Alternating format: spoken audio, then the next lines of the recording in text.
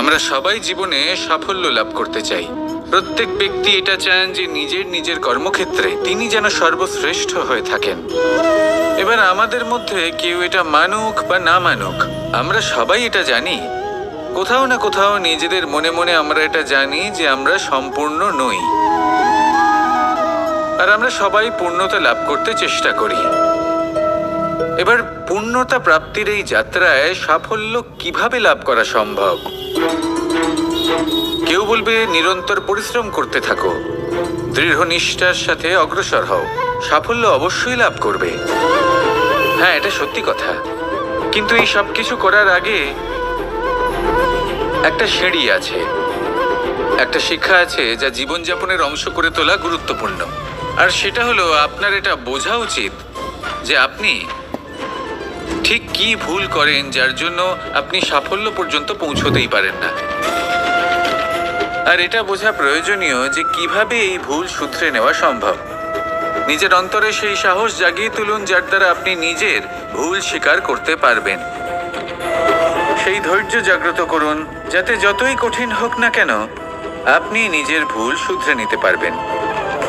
তার সাথে পরিশ্রমও করুন, দৃঢ় নিষ্ঠার সাথে সামনে এগিয়েও চলুন। সাফল্য অর্জন করতে খুব বেশি সময়ও লাগবে না। আসুন আমার সাথে ভালোবেসে বলুন, রাধা রাধা।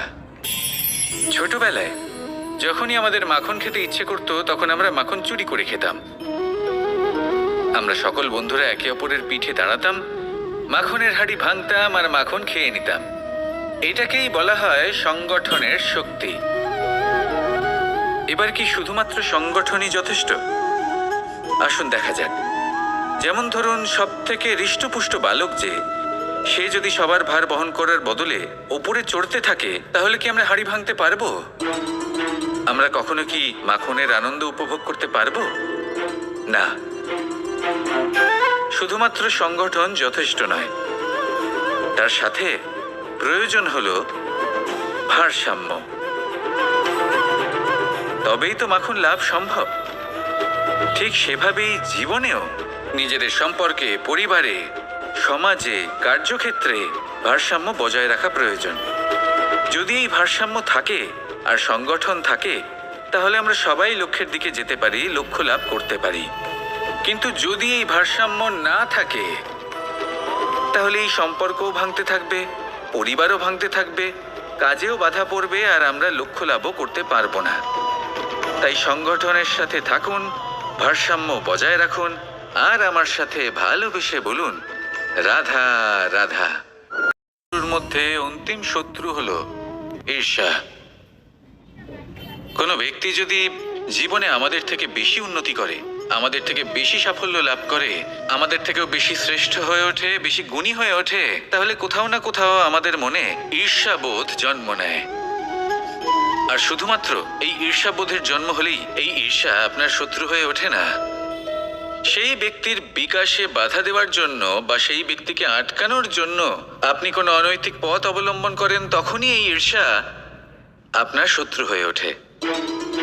কিন্তু যদি এই ঈর্ষার দ্বারাই আপনি নিজেকে আরো বেশি শ্রেষ্ঠ করে তুলতে পারেন, আরো বেশি সক্ষম, আরো বেশি গুণী হয়ে উঠতে পারেন, তাহলে এই ঈর্ষা আপনার মিত্র হয়ে আপনাকে আরো বেশি শ্রেষ্ঠ করে তুলতে পারে। এইভাবে ঈর্ষাকে আপনি নিজের মিত্র করে তুলতে পারেন। এই 6 বিকার বা বোধ বা শত্রু যাদের কথা আমরা বললাম, এদের আমরা নিজের বন্ধুও করে তুলতে পারি। দিনের শেষে নির্বাচনটা আপনাকেই করতে হবে।